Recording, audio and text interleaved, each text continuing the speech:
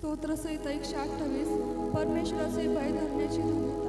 जो पुरुष परमेश्वराचे भय धरतो, जो त्याच्याच मार्गाने चालतो, तो धन्य। तू आपल्या श्रमांचे फळ खाशील।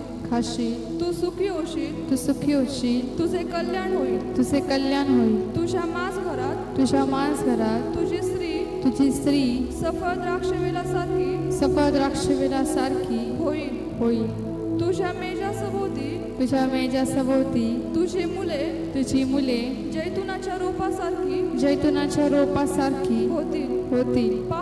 पहा परमेश्वराचे भय धरणाऱ्या पुरुषाला असा आशीर्वाद मिळेल। परमेश्वर सियोनेतून तुला आशीर्वाद देव आणि तुझ्या आयुष्याचे सर्व दिवस यरूशलेमेचे कल्याण तुझ्या दृष्टीस पडो। तुझ्या मुलांची मुले तुझ्या दृष्टीस पडो। इस्रायेला शांती असो।